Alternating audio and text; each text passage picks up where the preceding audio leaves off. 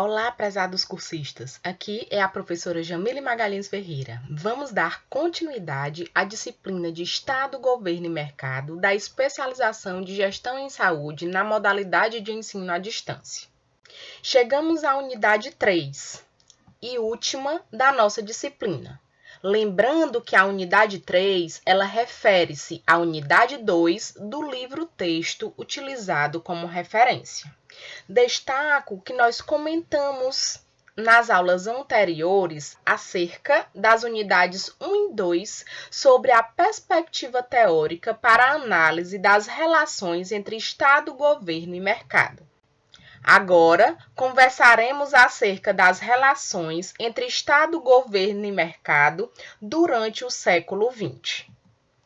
Os objetivos específicos de aprendizagem da unidade 3 serão: identificar as 4 diferentes relações entre Estado, governo e mercado nas sociedades ocidentais ao longo do século XX, relacionar as mudanças produzidas nas formas de Estado ao longo do tempo com as matrizes teóricas estudadas e, por fim, compreender os desafios colocados às relações entre Estado e sociedade no início do século XXI.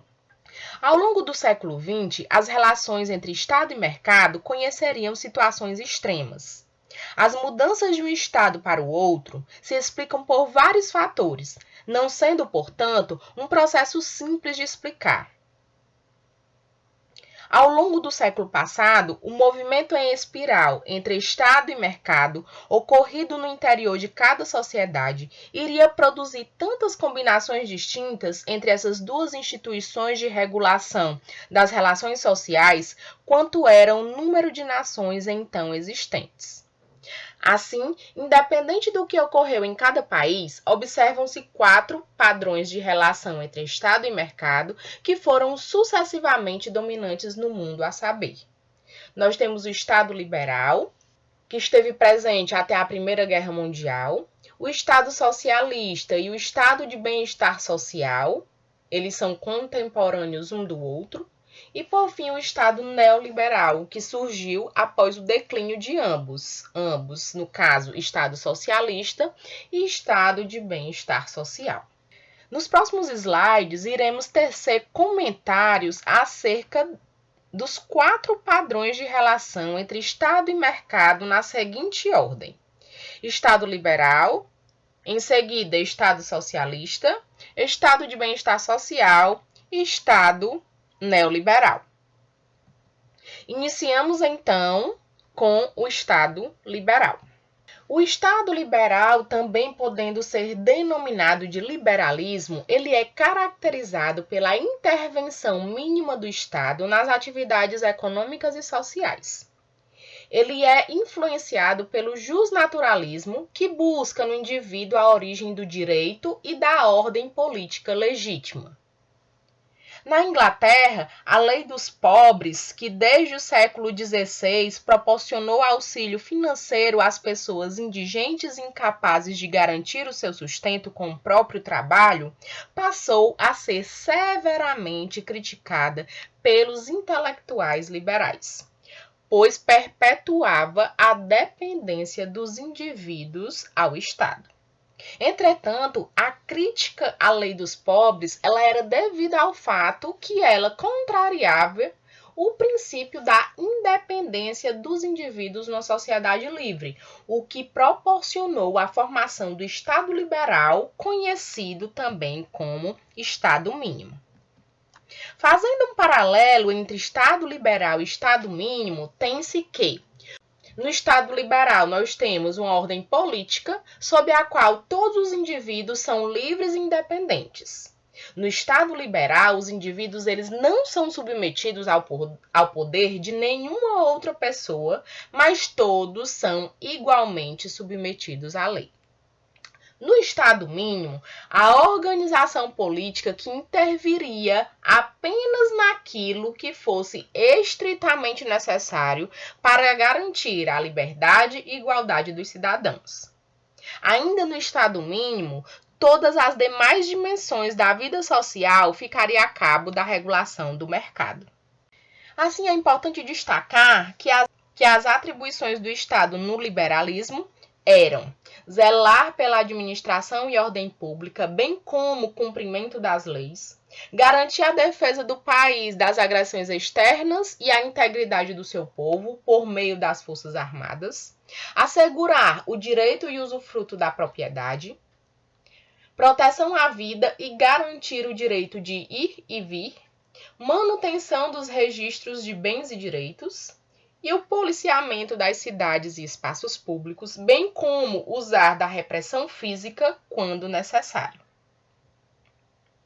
Destaco que, para a manutenção de tais atribuições, o Estado necessitava recolher imposto, administrar o patrimônio, bem como as finanças públicas, além de emitir moeda que seria utilizada como meio de troca pelo mercado. Tendo em vista as atribuições do Estado, você percebe que o Estado mínimo não era de fato tão mínimo assim? E para ilustrar, podemos observar a charge abaixo, onde do lado esquerdo nós temos: sou a favor do Estado mínimo. O Estado tem que cuidar apenas da educação, da saúde e da segurança. E no lado direito, e dar dinheiro para empresas falidas, no mínimo. Foi nessa forma de conceber essa organização da vida coletiva que a humanidade experimentou o processo mais extremado de mercantilização das relações sociais, que significa exercer o comércio, negociar e comerciar.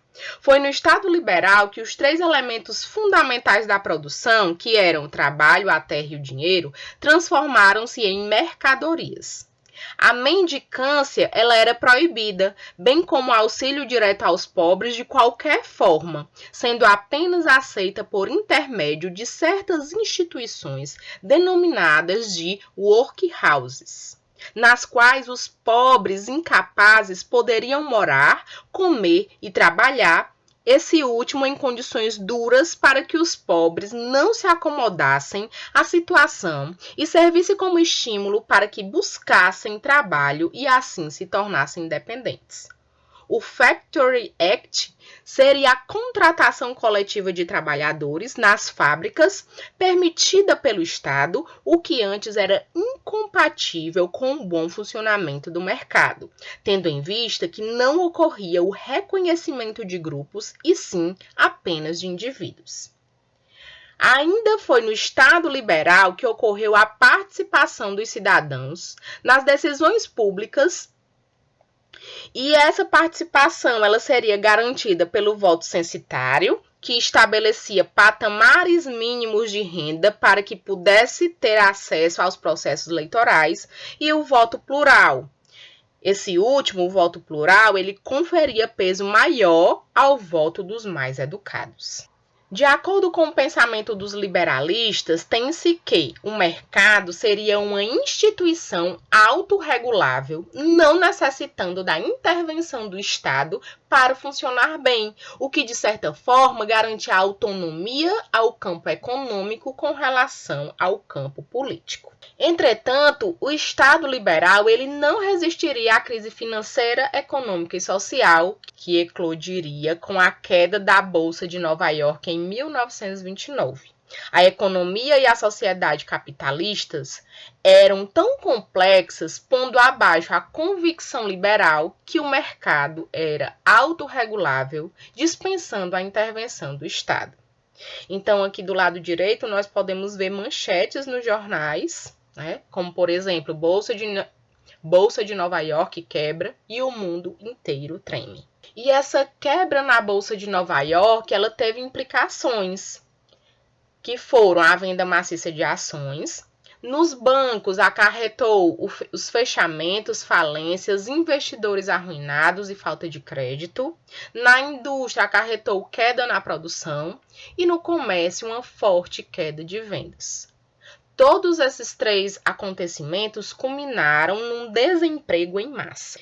Então, a partir daquele momento, que foi a quebra da Bolsa de Nova York em 1929, uma onda antiliberal começaria a se espalhar pelo mundo. O que antes era basta a intervenção do Estado na economia, agora seria Basta a intervenção do Estado na economia. E no Brasil? Não há como classificar o Brasil como liberal no período do Império e Primeira República devido à escravidão e à ausência de participação efetiva dos cidadãos no processo político, fatores estes que eram opostos às ideias liberais. A Primeira República era apenas formalmente um Estado oligárquico, em que os resultados do sufrágio universal eram manipulados pela elite dominante, que se perpetuava no poder, que alteravam os resultados eleitorais, de modo que o império da lei era apenas aparente. No Brasil, a passagem do século XIX para o século XX, no que diz respeito à preocupação com a saúde, na verdade, não se traduzia necessariamente pela questão do direito social ou da dignidade humana, mas estava ligada aos interesses econômicos das elites em manter o trabalhador sadio para a manutenção da produção, principalmente naquele contexto agrário. No panorama na saúde, a gente pode enfatizar ações no controle de doenças infecto-contagiosas, que se deu um estado sanitarista. Além disso, é importante a gente destacar que estava declarada a luta contra a peste bubônica, a febre amarela, a tuberculose e a varíola. Em relação a isso, vale a pena destacar como legado da República Velha a criação da Diretoria-Geral de Saúde Pública, as reformas das competências das Diretorias Gerais de Saúde Pública e as caixas de aposentadoria e pensão, o que significou uma incipiente assistência à saúde pela Previdência Social. Como dito anteriormente, uma onda antiliberal começaria a se espalhar pelo mundo, que pela representação da dinâmica pendular, o pêndulo então iria se mover do mercado em direção ao Estado. Estava surgindo então o Estado socialista. Antes que o Estado liberal declinasse, surgiu a Rússia como o primeiro Estado socialista da história, que tinha como característica fundamental o rígido controle estatal de todas as atividades econômicas, sejam elas de produção, distribuição de bens e prestação de serviços. Continuando, outras características do Estado socialista eram: o Estado socialista era contra a propriedade privada e liberdade econômica, era a favor de reivindicar a representação dos interesses da maioria trabalhadora, antes oprimida pelos capitalistas, e no que diz respeito ao Partido Comunista, ele previa punição para quem se opusesse. Com todos os recursos econômicos e sociais reunidos sob o controle do Estado e direção do Partido Comunista, a União Soviética pôs em prática a primeira e provavelmente mais bem-sucedida experiência de planejamento central de Estado, os planos quinquenais de investimento e de desenvolvimento industrial. Em 2 décadas, a União Soviética deixou de ser um país basicamente agrário e dotado apenas de uma indústria incipiente, observando-se as seguintes características. Passou a ser uma potência industrial e tendo avanço militar e com sociedades mais igualitárias pela orientação do princípio de igualdade social. Gorbachev assumiu a União Soviética em 1985 e ele foi o último governante do país. Ele assumiu o comando em uma situação caótica e tentou reformar o país drasticamente com a Glasnost, que era uma transparência política, e a Perestroika, que fazia alusão à reconstrução econômica. As reformas elas ajudaram a implodir de vez o regime socialista. Então, na Glasnost, a gente tinha a transparência. Ela pretendia retirar os rígidos controles políticos sobre os seus cidadãos, dando-lhes mais oportunidade de expressão.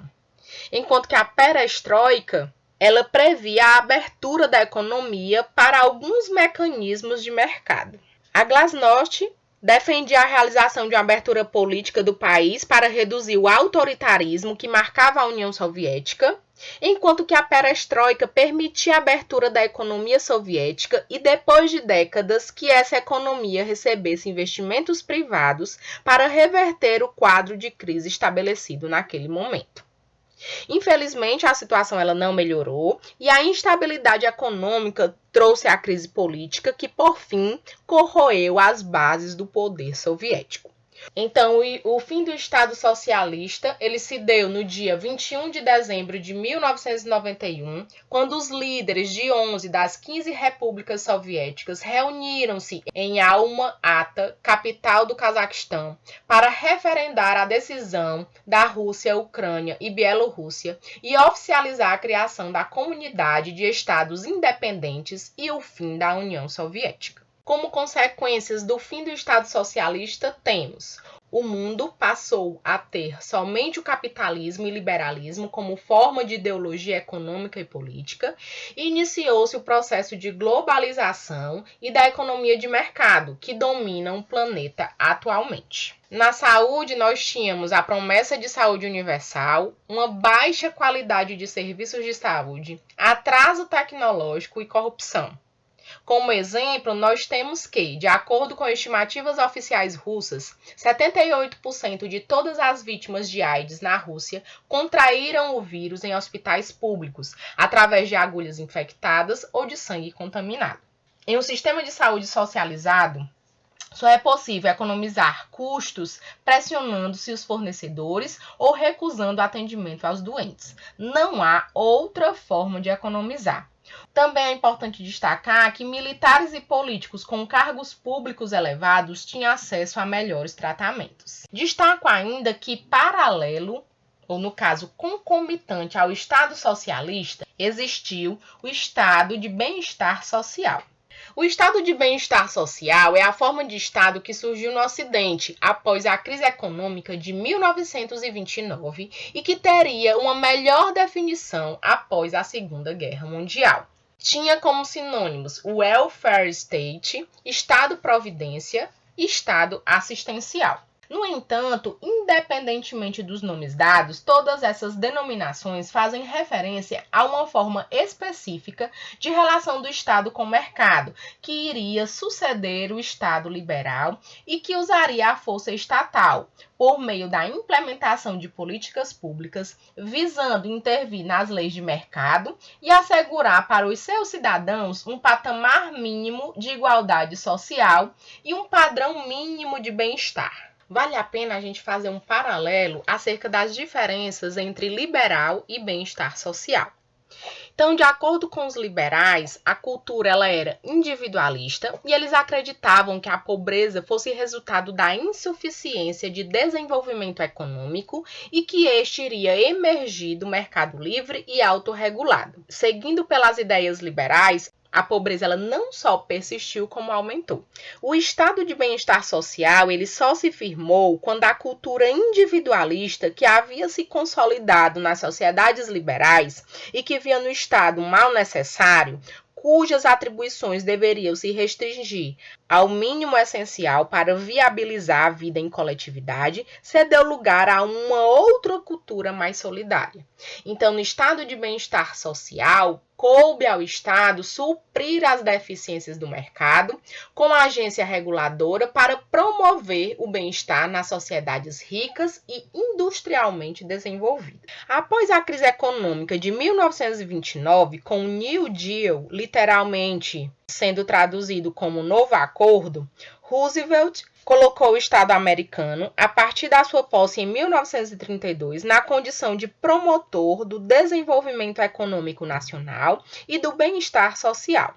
Já no Brasil, a partir da mesma década, Getúlio Vargas, por meio de uma ditadura, começou a aparelhar o Estado brasileiro para intervir na regulação da vida econômica e social dos brasileiros, bem como promover o desenvolvimento social.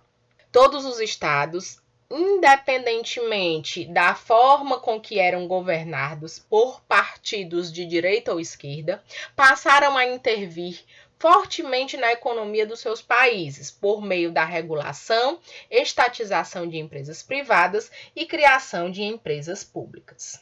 No Brasil, dava-se início à nova forma de Estado, que foi chamada de Estado desenvolvimentista. Então, nessa nova forma, nós tínhamos uma regulação do mercado, um bem-estar por meio de políticas públicas de educação, saúde, previdência, habitação, entre outras. Esse Estado, ele funcionava como um promotor da industrialização. E a Revolução de 1930, ela pôs fim ao Estado oligárquico e ao sistema de organização institucional sobre o qual ele se baseava. Coube então ao novo Estado, no caso, o Estado de Bem-Estar Social, construir a um só tempo as novas bases de desenvolvimento econômico e acumulação capitalista e de legitimação de uma nova ordem política no país, com a incorporação de massas no processo político. No período de estado de bem-estar social, no Brasil, o que foi que aconteceu? Em 1923, nós tivemos a Lei Eloy Chaves, que instituiu as caixas de aposentadoria e pensão. Tivemos a regulação da jornada de trabalho, do trabalho feminino e de menores, que data de 1932. Foi criada a Justiça do Trabalho em 1939. Criou-se a consolidação das leis do trabalho, semana de trabalho de 48 horas, carteira profissional e férias remuneradas.